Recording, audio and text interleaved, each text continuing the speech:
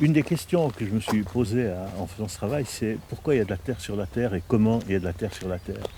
Et au moment où je me suis posé cette question, automatiquement, j'ai abordé la question de l'origine de la vie, et cette origine en fait unique au monde vivant, c'est-à-dire qu'au départ, un micro-organisme qui porte déjà en lui tous les gènes, toutes les informations pour pouvoir générer le vivant sur la planète. Le vivant autant du règne animal que du règne végétal, que du règne des champignons. Ce qui je trouve incroyable, tu vois, c'est que quand on voit la structure là, du fossile, en dessous, ah voilà, le premier micro-organisme qui a quitté son magma et ses eaux boueuses originelles a dû désobéir à ses parents pour sortir et aller découvrir la planète. Et en même temps, Hubert Reeves rajoute que si ce micro-organisme a pu survivre, c'est parce qu'il avait des larmes qui lui ont permis de résister au rayonnement solaire. Donc les larmes et la désobéissance, on peut dire, sont à l'origine de la vie.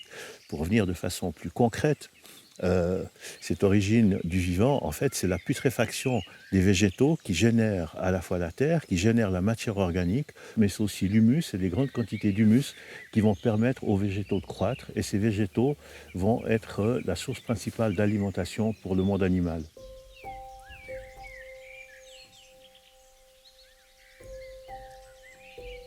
Quand on parle de l'origine, on est évidemment dans une temporalité absolument qui n'a rien à voir avec la durée de vie d'un humain.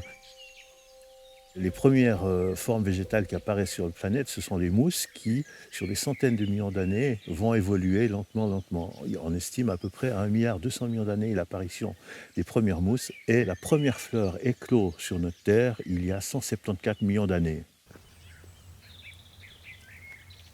Il n'existe pas de mauvaises herbes, il n'existe que des végétaux qui, à un moment donné, par leurs molécules, par leur composition chimique, peuvent permettre soit d'apporter de nouvelles variétés, soit de développer des nouveaux médicaments grâce à leur potentiel moléculaire.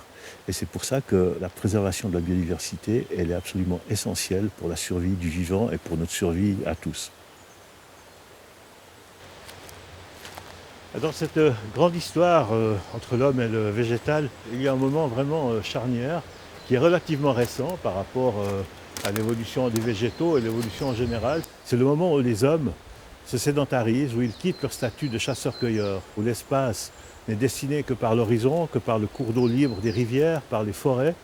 Mais au moment de la sédentarisation, les hommes cultivent et les hommes doivent protéger ces cultures des plantes invasives et des prédateurs.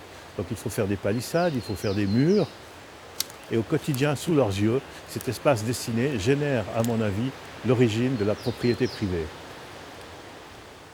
Cet endroit clos, c'est un endroit de culture, donc c'est un endroit de connaissance des plantes, c'est un endroit où on doit apprendre à stocker la nourriture, c'est un endroit où on doit améliorer les variétés pour être sûr d'avoir suffisamment à manger l'année suivante, préserver les graines. Donc cet endroit clos est un endroit de savoir.